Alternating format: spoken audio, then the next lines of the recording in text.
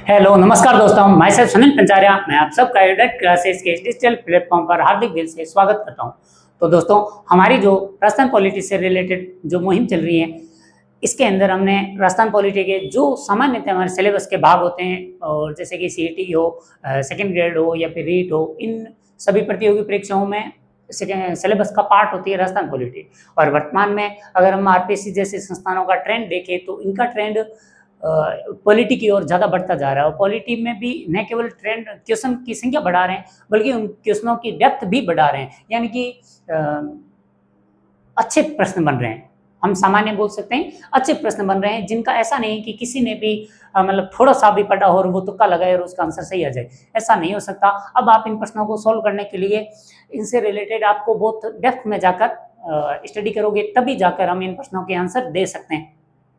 और इस नए ट्रेंड को देखते हुए हमने एक प्रयास किया है कि हम राजस्थान पॉलिटी को यूट्यूब पर इस तरीके से पढ़ाएं कि जितने भी साथी राजस्थान पॉलिटी वाले एग्जाम के अंदर पार्टिसिपेट कर रहे हैं, उनकी पॉलिटी वाला पोर्शन एकदम मजबूत रहे और इसके अंदर वो निश्चिंत होकर पार्टिसिपेट कर सके। और क्योंकि ये ऐसा सब्जेक्ट है जिसके अंदर हम निश्चिंत हो सकते हैं, इसलिए हम इस उम्मीद में हैं कि हमारा जो प्रयास है वो जरूर रंग लाएगा और जो भी साथी हमसे जुड़ रहे हैं उसको इसका जरूर बेनिफिट मिलेगा।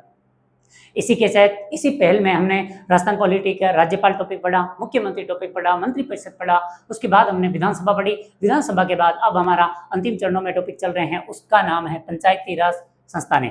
तो पंचायती राज संस्थानें क्या होती हैं, इसका क्यों जरूरत पड़ी और इनका आगे क्या योगदान है, इसके बारे में आज की क्लास रहेगी। आप देख सकते हैं पंचायतें, राजस्थान में पंचायती राज संस्थानें, गांव की सरकार और ये ग्राम पंचायतें वगैरह क्या होती हैं, इसके बारे में हमारी आज की क्लास रहेगी। तो आप देख सकते हैं, सबसे पहले देखें कि पंचायती राज संस्थानों की शुरुआत कहाँ हुई और क्यों जरूरत पड़ी।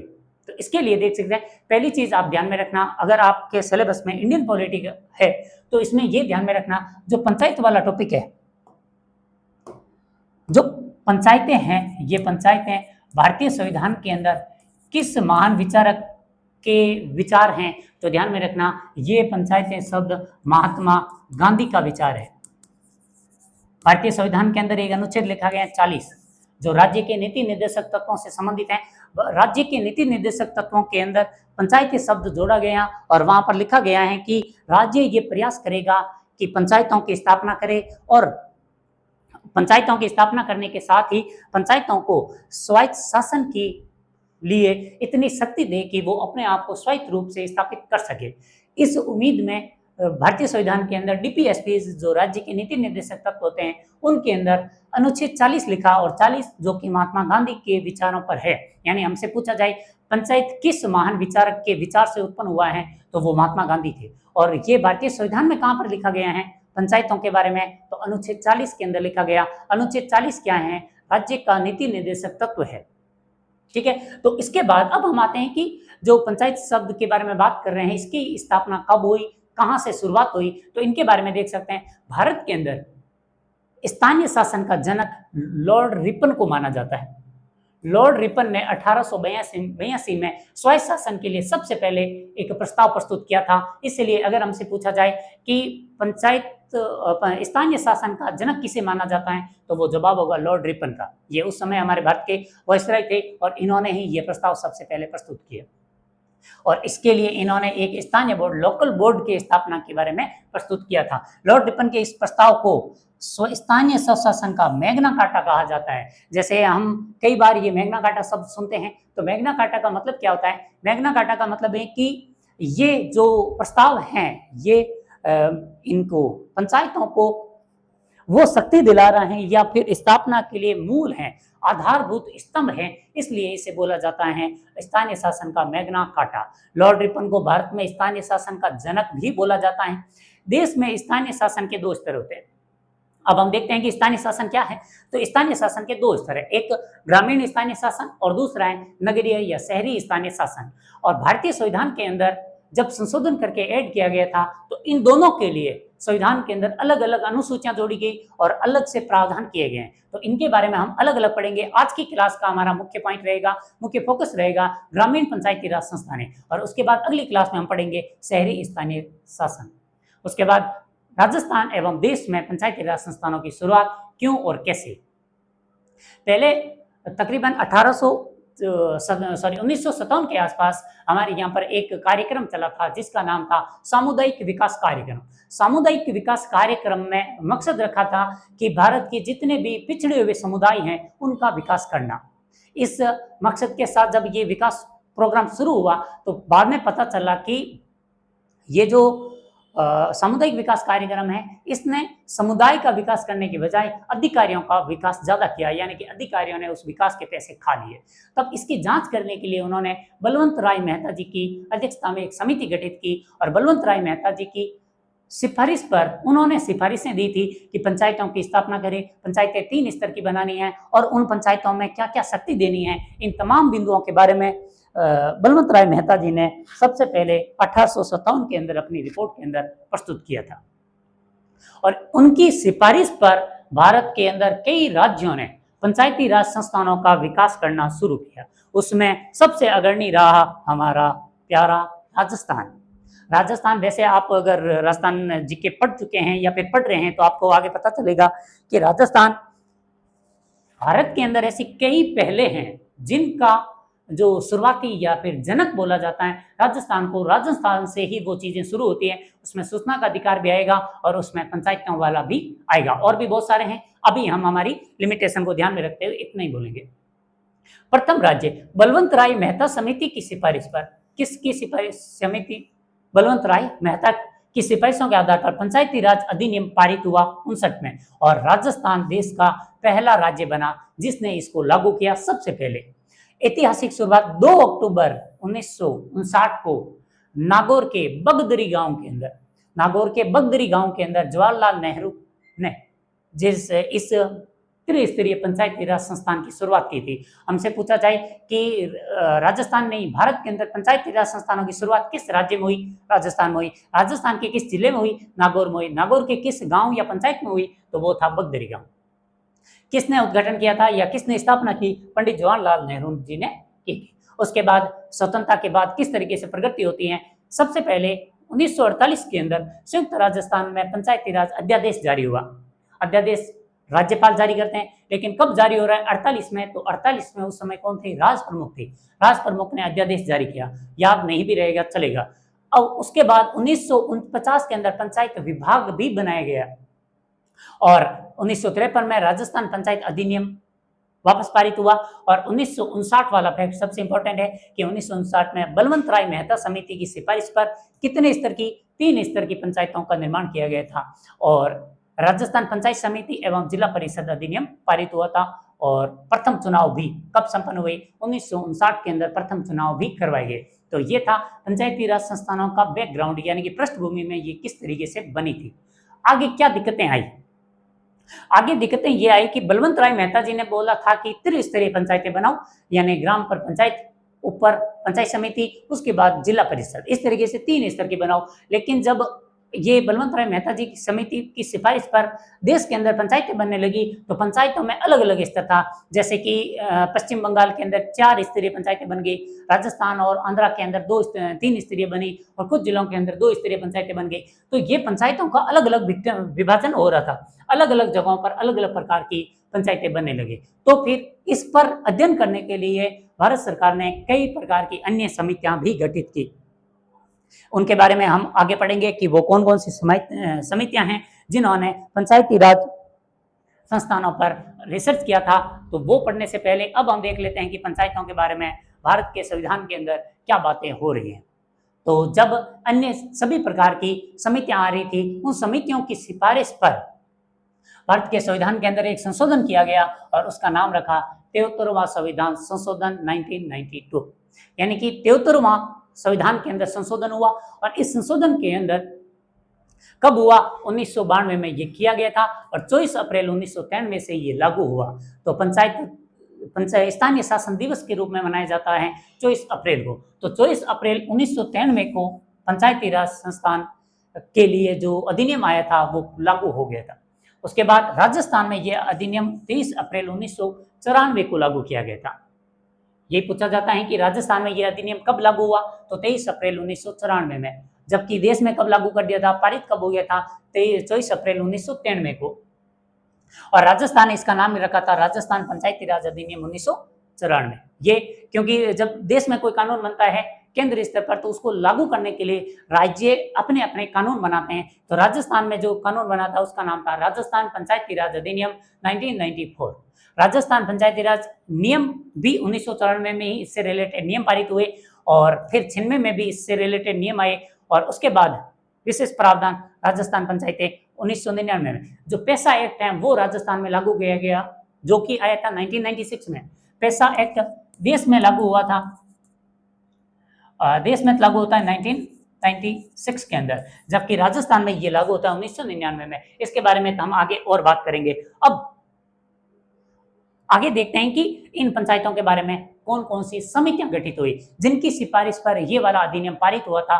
तो वो समितियां देख सकते हैं। सबसे पहले आई थी, जो सबसे इंपॉर्टेंट मानी जाती है, अशोक मेहता समिति, जो 1977 के अंदर गठित होती है। इनके जो प्रावधान है उनके अंदर सबसे ज्यादा मोस्ट इंपॉर्टेंट जो प्रावधान है वो ये वाला है कि इन्होंने 2 स्तरीय पंचायत की बात की थी।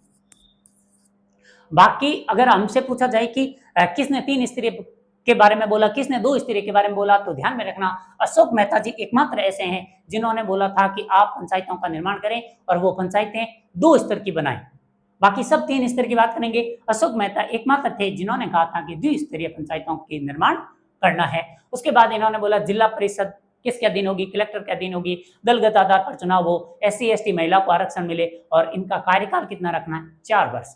तो बाकी सब प्रावधान है वो सिंपल प्रावधान है जिन्हें हम आराम से याद भी रह जाएगा, और अपने कॉमन सेंस वाली बातें होती हैं। लेकिन जो इम्पोर्टेंट है, जिनके बारे में कंफ्यूजन रहता है, वो ये है कि अशोक मेहता ने द्विस्तरीय पंचायतों के निर्माण की सिफारिश की थी, न कि 3 स्तरीय। वर्तमान में लागू कितनी है, 3 स्तरीय है, जबकि अशोक मेहता जी ने जिसकी डिमांड की थी वो थी द्विस्तरीय पंचायतें, और इनका कार्यकाल कितना रखा, 4 साल का कार्यकाल इन्होंने रखा था। उसके बाद GV राव समिति भी बनी 1985 में। इन्होंने अधिक वित्तीय शक्ति दो, राज्य वित्त आयोग का गठन करो, 4 स्तरीय व्यवस्था बनाओ, इसे छोड़ दीजिए, ये कोई इंपॉर्टेंट बात नहीं है। जिला विकास आयुक्त का, यानी कि अब आप जिले के विकास के लिए कमिश्नर की नियुक्ति भी करो, ये इन्होंने कहा।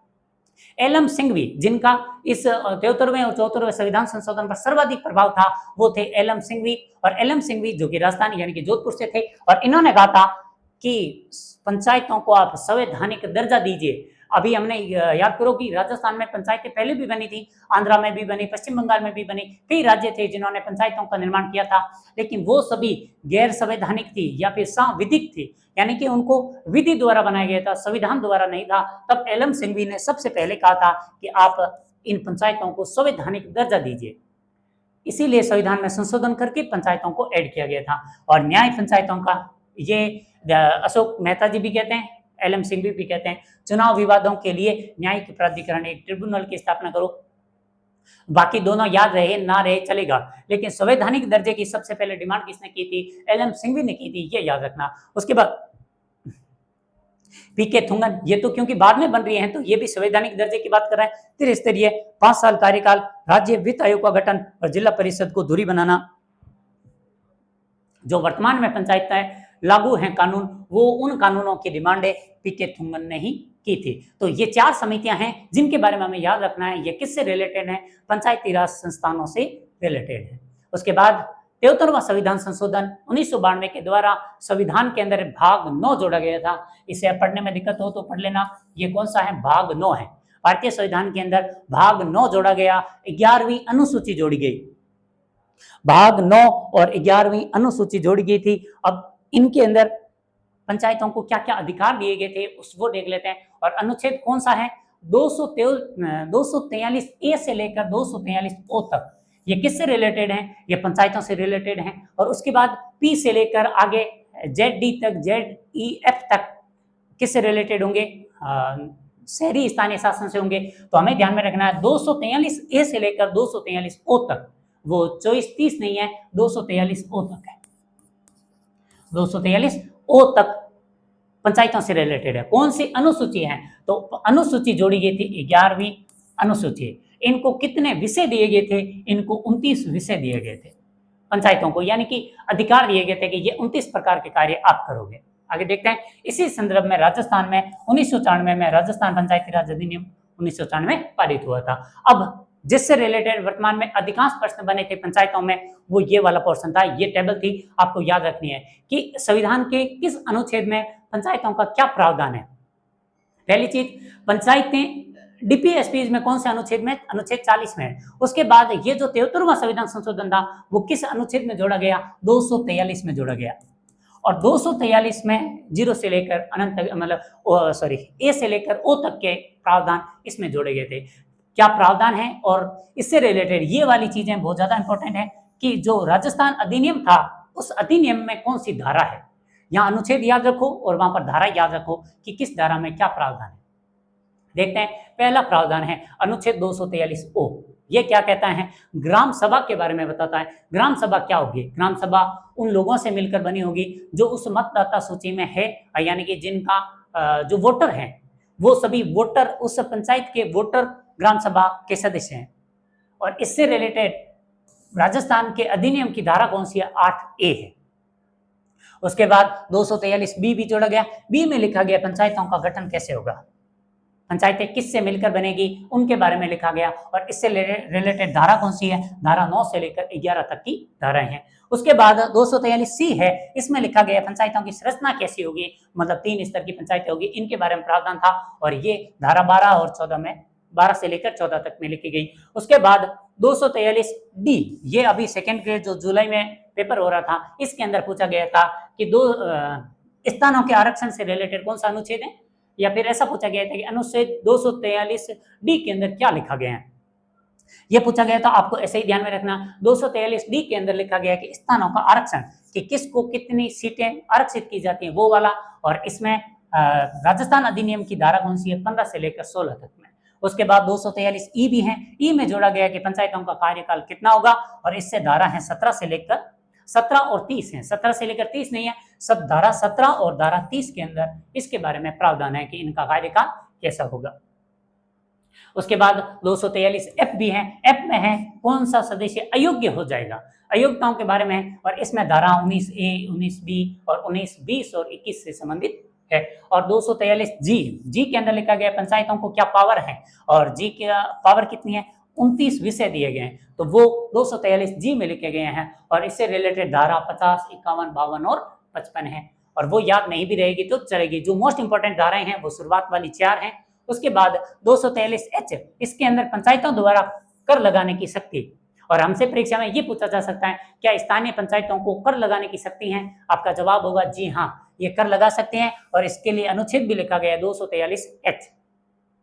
और इसके अंदर बताया गया है कि पंचायतें कहाँ कहाँ पर अनुच्छेद कर लगा सकती है। 63, 64, 65, 66, 67, 68, 69, 70 और 73 से संबंधित हैं। वो भी याद नहीं रहेगी, चलेगी। 243 आई मोस्ट इंपॉर्टेंट, ये बताता है कि राज्य वित्त आयोग का गठन करेगा कौन?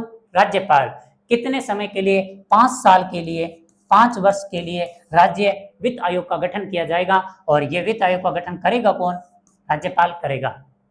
इससे रिलेटेड अनुच्छेद 243 आई है, आई एन इनकम, इनकम यानी वित्त, याद रख लेना। और इससे रिलेटेड धारा भी याद रखें कि वो किस धारा में लिखा गया है? 118 में, ये मोस्ट इंपोर्टेंट है। उसके बाद इसके साथ में लिखा गया है 243 जे, ये बताता है लेखाओं की समीक्षा यानी कि ऑडिटिंग, कि पंचायतों के जो खाते होंगे उनकी ऑडिटिंग करने की व्यवस्था भी की जाएगी। इसके लिए सोशल ऑडिटिंग होती है, वो करवानी है। सोशल ऑडिटिंग का क्या मतलब है? सोशल ऑडिटिंग का मतलब हुआ कि स्थानीय लोग खुद अपनी पंचायत के पास कितना बजट आया और पंचायत ने उस बजट का क्या किया, कि क्या यूज लिया था, पंचायत को कितना फायदा हुआ, ग्राम के विकास के लिए पंचायत ने कितने पैसे लगाए, इन तमाम चीजों पर स्थानीय लोग खुद अपनी रिपोर्ट तैयार करके देते हैं। उसे बोलते हैं सोशल ऑडिटिंग, यानी कि आसपास के समाज ने ही वो ऑडिटिंग की थी। और इसके लिए 243 जे था, और जे के अंदर ये लिखा गया। और इसमें धारा कौन सी है? 75, ये भी याद रखनी। और लगे हाथ तीसरा अनुच्छेद जो मोस्ट इंपोर्टेंट है वो है अनुच्छेद 243 के है पंचायतों के लिए राज्य निर्वाचन आयोग का गठन, यानी कि पंचायतों में चुनाव करवाने के लिए एक निर्वाचन आयोग का गठन किया जाएगा। इससे रिलेटेड अनुच्छेद कौन सा है? 243 के। आई में वित्त आयोग है, जबकि के अंदर चुनाव आयोग हैं। और इससे रिलेटेड धाराएं हैं 17 से लेकर 119 ज्यादा इंपॉर्टेंट है। इसके अंदर बताए गए हैं कि जो पंचायतों का निर्वाचन करवाने के लिए निर्वाचन आयोग का गठन होगा, राज्यपाल करेगा और वो निर्वाचन आयोग क्या क्या काम करने वाला है। उसके बाद कुछ और अनुच्छेद हैं। 243 एल के अंदर लिखा गया है संघ राज्य क्षेत्रों पर लागू होना, यानी कि जो यूटीज हैं जैसे कि दिल्ली, पुडुचेरी, जम्मू कश्मीर, इनके अंदर भी ये वाला प्रावधान लागू होगा। एम के अंदर लिखा गया है इस भाग का कतिपय क्षेत्रों में लागू न होना। कौन से भागों का? 243 एम में लिखा गया है कि जो जनजातीय क्षेत्र होते हैं वहां पर ये वाले जो संविधान अनुच्छेद यानी कि संविधान संशोधन है वो लागू नहीं होगा। एन में लिखा गया विद्यमान विधियां और पंचायतों को बना रहना, कि जो पुराने कानून हैं वो भी लागू रहेंगे। उसके बाद 243 ओ है, इसके लिखा गया निर्वाचन संबंधी मामलों को न्यायालयों के अंदर चुनौती नहीं दे सकते। ये ओ वाला भाई याद रखना। तो मोस्ट इंपोर्टेंट कौन सा है? आई, जे और के। और उसके बाद शुरुआती ग्राम सभा का उल्लेख किस पंचायत के किस अनुच्छेद में? ग्राम सभा। और पंचायतों का गठन, पंचायतों की संरचना, स्थान और आरक्षण। 8 ऐसे अनुच्छेद हैं जो आपको याद रखने हैं 243 के। ए, बी, सी, डी, ई 5 के, और उसके बाद आई, जे और के 3 वो। ये 8 अनुच्छेद हैं जो आपको पूरा डिटेल में पता होने चाहिए। और डिटेल चर्चा करने के लिए आगे की हम स्लाइडें देखते हैं। अब देखते हैं, और जो राजस्थान अधिनियम की कुछ धाराएं हैं उनमें भी देख लो जो मोस्ट इंपोर्टेंट धाराएं हैं वो कौन कौन सी है। पहली है धारा 37। ये कहते हैं पंचायती राज संस्थानों के अध्यक्षों और उपाध्यक्षों में अविश्वास प्रस्ताव, यानी कि पंचायत में सरपंच के खिलाफ में क्या अविश्वास प्रस्ताव लाया जा सकता है, इसके बारे में उल्लेख है। उसके बाद 60A में लिखा गया सतर्कता समिति, ये नहीं याद रहेगा चलेगा। धारा 74 याद रखनी है, मोस्ट इंपोर्टेंट है कि वार्षिक बजट, पंचायतों के वार्षिक बजट से रिलेटेड राजस्थान अधिनियम की धारा कौन सी है? 74 है। उसके बाद पंचायत में सचिव की नियुक्ति और उसके कर्तव्य, ऐसा तो होता ही नहीं है। किसी पंचायती राज संस्था के संकल्प को रद्द या निलंबित करने की राज्य सरकार की शक्ति, ये किसके पास है? धारा 92 के पास है। और पंचायती राज संस्था को विकसित करने की सरकार की शक्ति, धारा 94 भी याद रखनी, 92, 94 याद रखनी है, और 74 याद रखनी है, और 37 याद रखनी, 37, 74, 92 और 94। चलिए अब हम चलते हैं हमारे एक एक टॉपिक पर, जिसके बारे में जो कॉन्सेप्चुअल बात हो सकती है उसको करने के लिए अभी तक हमने जो बात की थी वो 73वां संविधान संशोधन 1992 में हुआ था। उसमें जो संविधान में मुख्य मुख्य प्रावधान किए गए थे मोटा मोटी उनके बारे में बात हुई। उसके लगे हाथ ही हमने बात की राजस्थान पंचायती राज अधिनियम के बारे में बात की। लेकिन अब जो बात करने वाले हैं वो है इनके एक एक कॉन्सेप्ट पर, क्योंकि अभी तक जो पढ़ा था वो केवल फैक्ट था, लेकिन फैक्ट से काम नहीं बनता। अब हमें याद रखना है कि हमारे कॉन्सेप्ट क्या है। इनका कॉन्सेप्ट याद रखने के लिए सबसे पहला हमारा टॉपिक है वो है ग्राम पंचायत। क्या होती है ग्राम पंचायत और किस तरीके से इनके गठन के बारे में तो अनुच्छेद 243 बी है, इनकी संरचना के बारे में है 243 सी। तो 243 बी और सी के अंदर इनके बारे में क्या प्रावधान है, इनकी स्थापना कौन करेगी? राज्य सरकार करेगी। पंचायतों का निर्णय, जैसे कि अभी पिछले साल आपने देखा होगा कि कई पंचायतें नहीं गठित हुई हैं, कई पंचायतों का पुनर्गठन हुआ, तो ये काम करता कौन है? राज्य सरकार की विशेष शक्ति है। एक सरपंच और 5 से अधिक वार्ड पंच होंगे। पंचायत की संरचना के बारे में पढ़ा था कि पंचायतों में क्या क्या होगा, उसके अंदर बता रखा है कि उसमें एक सरपंच और 5 से अधिक वार्ड पंच होने वाले हैं।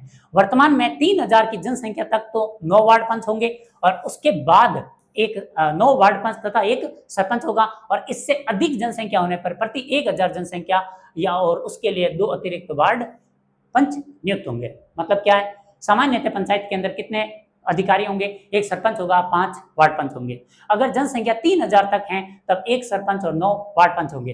3000 से ज्यादा होने पर 1000 जनसंख्या पर 2 वार्ड पंच अतिरिक्त आएंगे। तो यदि हमारे मान लेते हैं कि पंचायत की जनसंख्या 5000 है, तो क्या होगा कि 5000 के लिए 3000 तक तो 9 आएंगे, 4000 के लिए 2 अतिरिक्त 11 हो जाएंगे, 5000 के लिए 2 अतिरिक्त 13 हो जाएंगे, यानी एक सरपंच और 13 वार्ड पंच हो जाएंगे। ये इनकी संख्याओं के बारे में है। अब वार्ड पंच और सरपंच का चुनाव किस तरीके से होता, संविधान में क्या लिखा गया है? संविधान में लिखा गया है कि जो वार्ड पंच हैं इनका चुनाव प्रत्यक्ष रूप से होगा, और सरपंच का चुनाव राज्य विधानमंडल तय करेगा। राज्य विधानमंडल तय करेगा कि आपके राज्य के अंदर सरपंच का चुनाव कैसे करवाना है। मोस्ट इंपोर्टेंट चीज है, सब कुछ संविधान में नहीं लिखा गया है। संविधान में कुछ चीजें लागू की और बाकी राज्यों को कुछ शक्ति दे रखी है कि आप अपने यहाँ के शासन के अंदर पंचायतों के बारे में कुछ विशेष प्रावधान कर सकते हैं। उनमें राजस्थान में सरपंच का चुनाव प्रत्यक्ष रूप से होता है, ये हमारे राजस्थान के लिए है। क्या संविधान में लिखा हुआ है कि सरपंच का चुनाव प्रत्यक्ष होगा? तो जवाब होगा जी नहीं। संविधान में लिखा गया है कि राज्य विधानमंडल तय करेगा कि उनके पंचायत के प्रमुख का, यानी कि जिसे हम सरपंच बोलते हैं, सरपंच का चुनाव कैसे होने वाला है, इसका निर्णय राज्य विधानमंडल करेगा। और राजस्थान पंचायती राज अधिनियम ने क्या निर्णय लिया कि हमारे यहाँ सरपंच का चुनाव भी डायरेक्ट होगा। संविधान तो चाहता था कि सभी लोग अपने अपने वार्ड पंचों का चुनाव करेंगे, वार्ड पंच वोट देकर निर्धारित करेंगे उनमें से कौन सा व्यक्ति सरपंच बनेगा, इसलिए वहां पर व्यवस्था हो जाती है अप्रत्यक्ष। जबकि राजस्थान में कौन सा प्रावधान लागू हुआ? प्रत्यक्ष पंचायत का चुनाव होता है, यानी सरपंच का चुनाव भी डायरेक्ट होगा। डायरेक्ट होने का मतलब है हमने डायरेक्टली सरपंच को वोट दिया है, केवल वार्ड पंच को अलग से वोट दिया, सरपंच को अलग से वोट दिया। उसके बाद दूसरी जो स्तर होता है वो होता है पंचायत समिति। पंचायत समिति में क्या होता है? ये भी राज्य सरकार द्वारा स्थापित एक समिति है और राज्य सरकार 1 माह के नोटिस पर इनका कार्यालय परिवर्तित कर सकते हैं, वो कोई बड़ी बात नहीं है। 1 लाख जनसंख्या पर 15 निर्वाचित सदस्य होते हैं पंचायत समिति के लिए। मतलब क्या है? पंचायत समिति का गठन भी डायरेक्ट और प्रत्यक्ष और अप्रत्यक्ष हो सकता है। अगर आपके क्षेत्र की जनसंख्या 1 लाख है, पंचायत समिति की जनसंख्या 1 लाख है, तो वहां पर पंचायत समिति में 15 निर्वाचित सदस्य आएंगे। 15 सदस्यों का डायरेक्ट चुनाव होगा अलग से पंचायत समिति के लिए। उसके बाद इससे अधिक जनसंख्या की स्थिति में प्रति 15,000 जनसंख्या पर 2 अतिरिक्त सदस्य ऐड हो जाएंगे। यानी कि आपकी जनसंख्या अगर 1,15,000 है तो 15 वो सदस्य तो होंगे ही, और उसके बाद 2 अतिरिक्त यानी कि 17 सदस्य हो जाएंगे। अब इनके बारे में क्या प्रावधान है? जिन विधानसभा क्षेत्रों में पंचायत समिति का अंशतः या पूर्णतः समाविष्ट है के निर्वाचित सदस्य, यानी कि पंचायत समिति में कौन कौन आते हैं? अगर आपके पंचायत समिति का क्षेत्र यानी कि जनसंख्या 1 लाख है तो 15 निर्वाचित सदस्य पंचायत समिति में बैठते हैं। और कौन बैठेंगे? पंचायत समिति क्षेत्र की समस्त पंचायतों के अध्यक्ष, यानी कि पंचायत समिति की बैठक में सभी पंचायतों के सरपंच भी उपस्थित होते हैं। और पंचायत समिति का गठन उपखंड स्तर पर होता है, वो तो जानते ही हैं। तो 2 लोग पंचायत समिति में कौन कौन, पंचायत समिति की बैठक में कौन कौन जाता है? उस पंचायत समिति से निर्वाचित सदस्य जो पर्सनली 1 लाख की जनसंख्या तक 15 सदस्य का चुनाव होता है, वो लोग बैठेंगे। और कौन बैठेगा? उस पंचायत समिति में आने वाली सभी पंचायतों के सरपंच भी वहां पर जाते हैं। ध्यान में रखना, अगर इस पंचायत समिति में किसी भी प्रकार के मतदान की बात होगी तो ये सरपंचों को अधिकार नहीं होगा, ये भी ध्यान में रखना, केवल बैठकों में जाते हैं। उसके बाद तीसरी जो संरचना बनती है त्रिस्तरीय में, वो होती है जिला परिषद। और जिला परिषद क्या है, ये किस तरीके से व्यवस्थित हुई बनाई जाती है, ये भी राज्य सरकार बनाता है। और 4 लाख की जनसंख्या पर 17 निर्वाचित सदस्य, यानी कि जिला परिषद में कौन सा कितने सदस्य होते हैं? तो जिला परिषद में सबसे पहले होता है कि अगर जिला परिषद के अधीन आने वाले क्षेत्र में 4 लाख जनसंख्या है तो ऐसी परिस्थिति में 4 लाख की जनसंख्या पर 17 सदस्य प्रत्यक्ष रूप से चुनाव जीतकर जाएंगे। और कौन होगा? और बाकी 1 लाख जनसंख्या पर 2 अतिरिक्त सदस्य आएंगे ही। लोग इसमें 15-17 सदस्य तो ये है ही। और उस जिला परिषद क्षेत्र में आने वाले लोकसभा के सदस्य और विधानसभा के सदस्य जो उस जिला परिषद क्षेत्र से थे, वो सब भी उसकी बैठक में आ सकते हैं। जिला परिषद क्षेत्र के निर्वाचकों के रूप में पंजीकृत राज्यसभा के सदस्य भी उसमें आ सकते हैं और समस्त पंचायत समितियों के अध्यक्ष भी आएंगे। ये हम पढ़ चुके हैं, जैसे जैसे बढ़ता जाएगा। और जिला परिषद का गठन उपखंड स्तर पर होता है, यानी कि जिले के स्तर पर होता है। तो हमसे पूछा जाए जिला परिषद के सदस्य कौन बनते हैं, तो जो 17 लोग डायरेक्टली चुने जाते हैं वो लोग। और कौन बनता है? उस क्षेत्र से अगर कोई सांसद बना है वो भी, उस क्षेत्र से कोई एमएलए बना है वो भी, सांसद चाहे लोकसभा का हो चाहे राज्यसभा का हो, ये सभी सदस्य इस पंचायत के सदस्य होते हैं। उसके बाद अब हम पढ़ते हैं ग्राम सभा क्या है। हमसे तो पूछा जाता है कि ग्राम सभा में कौन कौन सदस्य होते हैं, तो ग्राम सभा क्या है इसके बारे में जो बेसिक बातें हैं वो भी देख लेते हैं। ग्राम सभा से रिलेटेड धारा कौन सी है? 2A। ग्राम पंचायत की निर्वाचन नामावली में रजिस्ट्रीकृत सभी व्यक्ति, मतलब क्या है, ग्राम सभा के सदस्य कौन है? ग्राम सभा में उस क्षेत्र से संबंधित जितने भी मतदाता होते हैं, यानी कि जिनकी वोटर आईडी बन चुकी है, वो सभी ग्राम सभा के सदस्य होते हैं। और ग्राम सभा की बैठक कब होती है? ग्राम सभा की वर्ष में कम से कम 2 बैठकें होनी चाहिए। और विशेष बैठकें कब होगी? 26 जनवरी को होनी चाहिए, 1 मई को होनी चाहिए, 15 अगस्त को होनी चाहिए और 2 अक्टूबर को होनी चाहिए। 4 बैठकें विशेष बुलाई जाती हैं, बाकी कम से कम कितनी बैठक होनी चाहिए? कम से कम 2 बैठकें होनी चाहिए। और बैठक में गणपूर्ति यानी कि कम से कम कितने सदस्य आने चाहिए? 1/10 सदस्य, उस पंचायत के 10% लोग ग्राम सभा में आने चाहिए। गणपूर्ति कोरम क्या है? कुल सदस्य संख्या का 1/10 सदस्य। मतलब क्या है? क्या होती है गणपूर्ति? क्या होता है कोरम? कोरम या गणपूर्ति का मतलब होता है कि ग्राम सभा की अगर कोई बैठक है, इस बैठक में कार्य तब तक सही वैलिड नहीं माना जाएगा जब तक कम से कम उसके अंदर 1/10 लोग नहीं आए थे। ये प्रावधान होता है, ऐसा नहीं हो कि सरपंच ने अपनी मर्जी से कोई भी बिल पारित कर दिया। ग्राम सभा के कम से कम यानी कि उस पंचायत के 10% लोगों का समर्थन चाहिए। और पीठासीन अधिकारी कौन होता है? ग्राम सभा में पीठासीन अधिकारी ऑब्वियस है, सरपंच होगा और उसके अनुपस्थिति में कौन होगा? उप सरपंच। चलिए, और उसके बाद आता है अब ग्राम सभा से संबंधित विशेष तथ्य क्या है? ग्राम सभा का उल्लेख संविधान के अनुच्छेद 243A में किया गया है। ठीक है, संबंधित पंचायत समिति का विकास अधिकारी जो होता है ब्लॉक डेवलपमेंट ऑफिसर या उसके द्वारा निर्देशित व्यक्ति बैठक में उपस्थित रहेगा।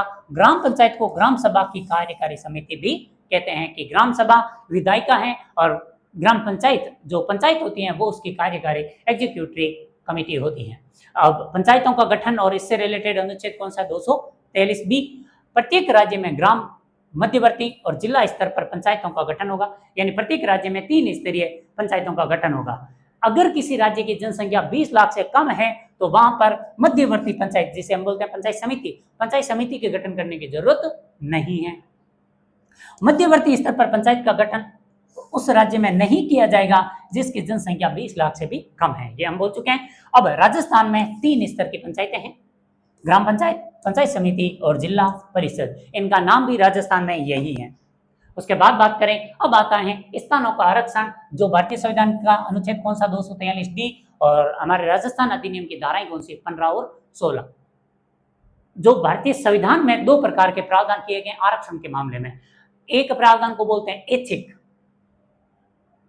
यह है ऐच्छिक, और दूसरे को बोला गया अनिवार्य।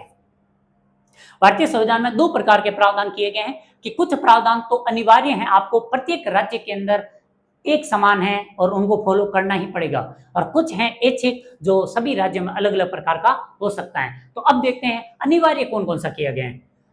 एससी को कितना आरक्षण मिलेगा? ये प्रत्येक राज्य में फिक्स है। एसटी को कितना आरक्षण मिलेगा? ये भी प्रत्येक राज्य में फिक्स है। और महिलाओं को कम से कम 1/3% आरक्षण मिलेगा, ये भी प्रत्येक राज्य में फिक्स है। मतलब क्या हुआ? एससी और एसटी को उनकी जनसंख्या के अनुपात में आरक्षण मिलता है, यानी कि एससी और एसटी को किस अनुपात में मिला? उनकी खुद की जितनी जनसंख्या है उस पंचायत में, उस अनुपात में उनको आरक्षण मिलता है। और महिलाओं को तो 1/3 आरक्षण मिलेगा ही। अगर राज्य चाहे तो 1/3 को बढ़ा सकता है, लेकिन 1/3 से कम आरक्षण महिलाओं को नहीं मिल सकता, ये कंपल्सरी है। ऐच्छिक क्या है? राज्य विधानमंडल को शक्ति दी है कि वो ओबीसी के लिए आरक्षण का प्रावधान कर सकता है कि ओबीसी को कितनी सीटें देनी है, कितना आरक्षण देना है, इसका निर्णय राज्य विधानमंडल खुद करता है पंचायतों में। ठीक है, अब महिलाओं के आरक्षण के बारे में वापस पढ़ लेते हैं। इससे रिलेटेड अनुच्छेद 243T है, या तो हिंदी में तो उसको घड़ी वाला घ बोलते हैं और अंग्रेजी में टी बोलते हैं। डी। पंचायती राज की सभी संस्थाओं में महिलाओं के लिए कम से कम कितना? 1/3 यानी 1/3 आरक्षण सीटों के आरक्षण की व्यवस्था है जो कंपल्सरी है। और अनुसूचित जाति और अनुसूचित जनजाति को उनकी जनसंख्या के अनुपात में आरक्षण दिया जाएगा पंचायतों में। इन सीटों पर भी जो एससी और एसटी है उनमें भी 1/3 तो महिलाओं के लिए रहेगा। बहुत बढ़िया बात है। राजस्थान में क्या स्पेशल है? राजस्थान में पिछड़े वर्गों ओबीसी, क्योंकि ओबीसी के लिए आरक्षण की व्यवस्था राज्य विधानमंडल खुद करेगा, तो राजस्थान विधानमंडल ने प्रावधान किया ओबीसी को 21% आरक्षण है। और राजस्थान में महिलाओं को 50% आरक्षण दिया गया। अनिवार्य कितना है? 1/3। राजस्थान में महिलाओं को कितना दिया गया? 50%। क्या राजस्थान ऐसा करने वाला एकमात्र राज्य है? जवाब होगा जी नहीं। ऐसा करने वाला पहला राज्य था बिहार। बिहार ने सबसे पहले पंचायतों के अंदर महिलाओं को 50% आरक्षण दिया था। हमने तो बस उसको जस्ट फॉलो किया। फॉलो करते हुए हमने भी 2008 में राजस्थान में पंचायती राज संस्थाओं में महिलाओं को 50% आरक्षण दे दिया। उसके बाद स्थानों का आरक्षण, ये सेम बातें वापस लिखी गई है। आरक्षण 2 भागों में विभाजित किया जाता है, कंपल्सरी और ऐच्छिक है अपनी इच्छा पर। SC ST और महिलाओं को कंपलसरी है, OBC को राज्य की इच्छा पर है। और ये सब अनुच्छेद 243D में पंचायती राज की सभी संस्थाओं में महिलाओं के लिए 1/3 आरक्षण कंपलसरी है। SC ST को उनके जनसंख्या के अनुपात में आरक्षण है और इन सीटों पर महिलाओं को भी 1/3 आरक्षण है। और पिछड़े वर्गों के लिए व्यवस्था राज्य विधानमंडल करेगा। और राजस्थान राज्य विधानमंडल ने कितना प्रावधान दिया? 21% की व्यवस्था कर रखे हैं। और 2008 से राजस्थान में महिलाओं को 50% आरक्षण प्राप्त है, जबकि बिहार ऐसा करने वाला प्रथम राज्य था। अब आता है पंचायतों का कार्यकाल कि कितने समय के लिए वो रहती हैं। इससे रिलेटेड अनुच्छेद 243E है और धारा 17 और 30 है। पंचायतों का कार्यकाल सामान्यतः 5 वर्ष होता है। इससे पहले भी पंचायत विघटित हो सकती है। सरपंच की मृत्यु होने पर तो पंचायतें पहले विघटित भी की जा सकती हैं। कौन कर सकता है? राज्य विधानमंडल खुद कर सकता है। राज्य विधानमंडल ने पंचायत को विघटित किया, आगे क्या प्रावधान है? नई ग्राम सभा का या फिर पंचायत का गठन हाथों हाथ करो। नई पंचायत का गठन 6 माह के भीतर करना पड़ेगा। 6 माह के भीतर आप नई विधानसभा को बनाओ। अब आपने अगर विघटित होने वाली विधानसभा का ग्राम सभा या पंचायत का कार्यकाल समाप्त होने वाला था, 5 साल पूरे होने वाले थे और उससे पहले विघटित हुई और 6 माह पहले अगर विघटित हुई, मतलब क्या है? पंचायत का कार्यकाल पूरा होने में केवल 6 महीने ही बचे हैं, तब तो नई पंचायत को गठित करने की जरूरत नहीं है। आप वापस अगली विधानसभा पंचायत को गठन करो। 6 माह के भीतर 6 माह की अवधि बची है, तब तो आपको चुनाव करवाने की जरूरत नहीं है। अगला चुनाव जब होगा तब देखा जाएगा। और एक और बात है कि जो नई ग्राम सभा या पंचायत गठित होती हैं, वो शेष अवधि के लिए ही आती हैं। मतलब क्या हुआ? अभी वर्तमान की जो ग्राम पंचायत है वो मान लेते हैं कि 3 साल के बाद समाप्त होगी। 3 साल के बाद समाप्त होगी, उसके कार्यकाल में कितने समय बचा हुआ था? 2 साल। तो अब जो नई पंचायत गठित होगी वो शेष 2 साल के लिए ही आएगी। ऐसा नहीं है कि वापस 5 साल के लिए आ जाए। तो ये ध्यान में रखनी है। सभी इस तरह की संस्थाओं के सदस्यों का कार्यकाल 5 साल होता है और हालांकि समय पूरा होने से पहले भी इन्हें विघटित किया जा सकता है। ये शक्ति किसको है? राज्य सरकार को है। विघटन के बाद 6 माह की अवधि के भीतर नई संस्था का गठन करना अनिवार्य है। विघटन के परिणाम स्वरूप नवगठित पंचायती राज संस्था संपूर्ण 5 वर्ष के कार्यकाल के लिए न होकर केवल शेष कार्यकाल तक के लिए ही बनी रहती हैं। ये बातें हमने अब तक की थी। उसके बाद पंचायती राज संस्थाओं में आप अगर चुनाव लड़ने की योग्यता रखते हैं या नहीं, तो वो देख लेते हैं। योग्यताएं क्या होनी चाहिए? 243 के अंदर लिखी गई है कि क्या योग्यताएं, और धारा 19 है। न्यूनतम आयु आपकी कितनी होनी चाहिए? 21 वर्ष। वह संबंधित पंचायत क्षेत्र का मतदाता वोटर होना चाहिए। कोई लाभ का पद धारण ना करना हो, तभी आप सरपंच या वार्ड पंच के चुनाव में खड़े हो सकते हैं। 27 नवंबर 1995 के पश्चात तीसरी संतान न हुई हो, लेकिन ये वाला प्रावधान ध्यान में रखना। अभी हम पढ़ेंगे 2026 में जो संशोधन हुआ, संशोधन में ये वाला प्रावधान हटा दिया है। अब आप 2 से ज्यादा बच्चों के पिता हैं, तब भी आप चुनाव में, पिता या माता जो भी हैं, चुनाव में खड़े हो सकते हैं। जबकि 2026 तक प्रावधान था कि 3 संतानें ना हुई हो। 2026 में संशोधन हुआ है। संशोधन के लिए हम अलग से एक क्लास रखेंगे। जैसे ही शहरी स्थानीय शासन समाप्त होगा, फिर आएंगे हम संशोधन से रिलेटेड क्लास लेकर, तो वो बाद में देखेंगे। ये अभी के लिए पढ़ लो कि तीसरी संतान नहीं हुई हो, अब ये समाप्त हो चुका है, पढ़ने की जरूरत नहीं है। किसी अन्य पंचायती राज संस्था का सदस्य नहीं हो, ऑब्वियस है। और राज्य सरकार के किसी विभाग का कर्मचारी होगा तो वो लाभ का पद हो जाएगा, नहीं होना चाहिए। राजस्थान में मृत्यु भोज निवारण अधिनियम 1960 के अधीन किसी अपराध का अपराधी ना हो। किसी अपराध के लिए सक्षम न्यायालय द्वारा सिद्ध दोष, यानी कोई अपराधी चुनाव नहीं लड़ सकता। किसी अपराध के लिए ये हो गया, घर में कार्यशील शौचालय होना अनिवार्य। और राजस्थान में एजुकेशन वाला कोई प्रावधान नहीं है कि कितना व्यक्ति पढ़ा लिखा होना चाहिए, ऐसा कोई प्रावधान नहीं है। तो ये कुछ योग्यताएं हैं। बाकी कुछ योग्यताओं में संशोधन हुआ है, वो 2026 का संशोधन है, और 2026 का संशोधन हम नेक्स्ट वीडियो में देखेंगे।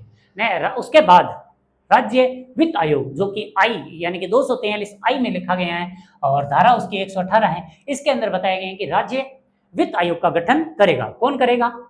पंचायती राज संस्थाओं की वित्तीय स्थिति का मुआवजा लेने के लिए प्रत्येक 5 वर्ष के बाद वित्त आयोग का गठन किया जाएगा। और करने वाला कौन होगा? राज्यपाल।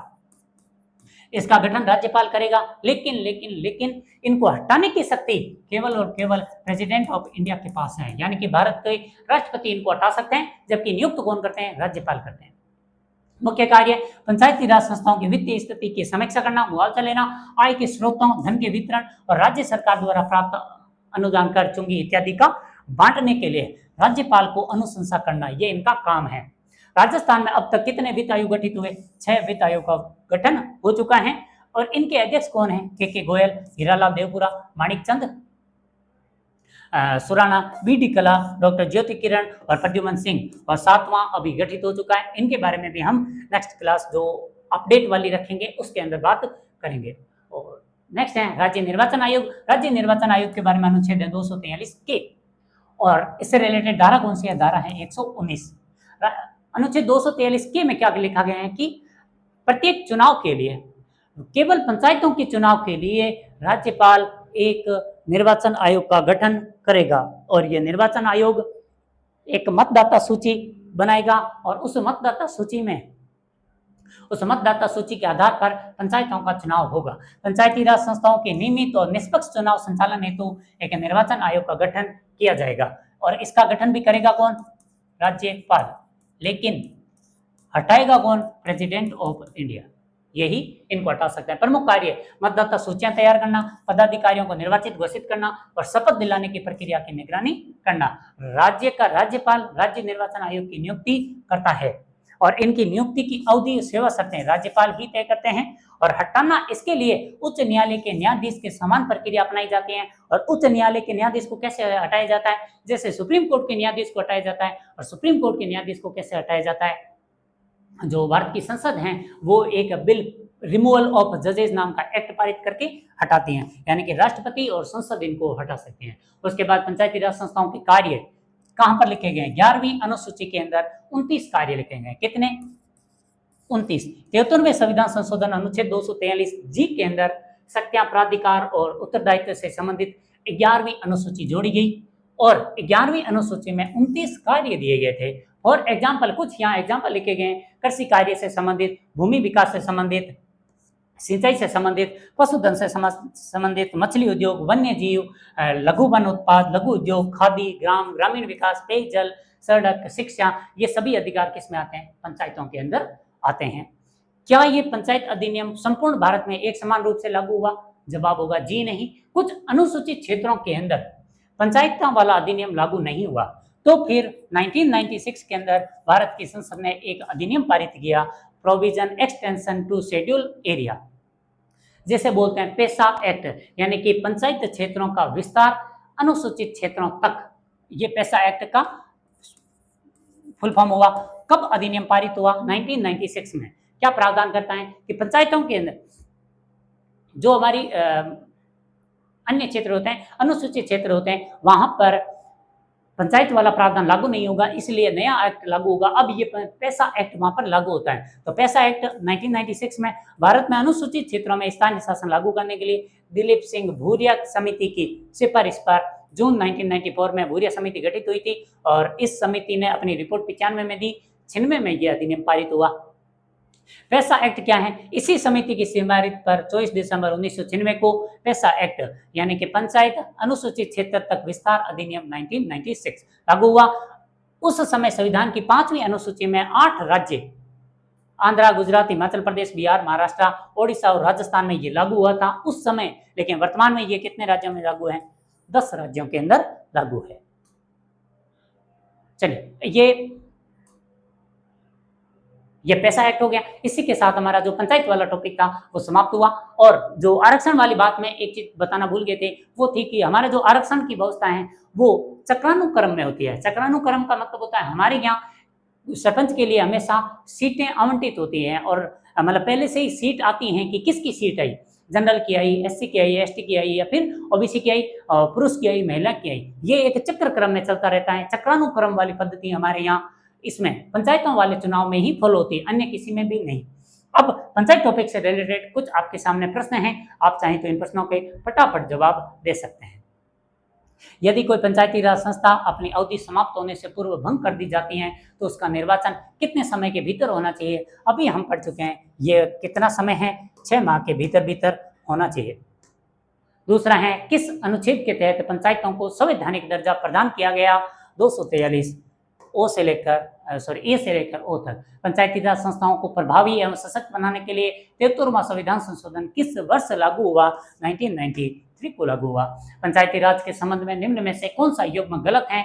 पंचायतों के लिए निर्वाचन, ये सेकंड ग्रेड वाला प्रश्न है कि पंचायतों के लिए निर्वाचन की व्यवस्था 243 क में की गई, पंचायतों की अवधि 243 ड में की गई, पंचायतों का आरक्षण घ में किया गया और वित्त आयोग का गठन झ में किया गया। तो हम जानते हैं कि क्या सीधा सीधा गलत है, पंचायतों के निर्वाचन वाली व्यवस्था क्या में थोड़ी ना की गई थी। उसके बाद भारत के संविधान के किस भाग में पंचायती राज से संबंधित प्रावधान किए गए? किस भाग में किए गए? भाग 9 है जिसके अंदर ये प्रावधान किए गए थे। उसके बाद भारतीय संविधान की कौन सी अनुसूची पंचायती राज से संबंधित है? 9वीं, 10वीं, 11वीं और 12वीं। 11वीं पंचायतों से संबंधित, 12वीं नगर निगम से संबंधित। देश में त्रिस्तरीय पंचायती राज व्यवस्था का उद्घाटन सर्वप्रथम 2 अक्टूबर 1959 के को कहाँ किया गया था? नागौर के बगदरी गांव में पंडित जवाहरलाल नेहरू जी ने किया था। राजस्थान में पंचायती राज प्रणाली का शुभारंभ किस पंचवर्षीय योजना के अंतर्गत हुआ था?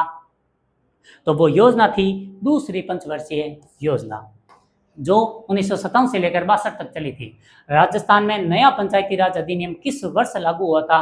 क्योंकि राजस्थान में अधिनियम लागू करने का काम 1994 में हुआ था।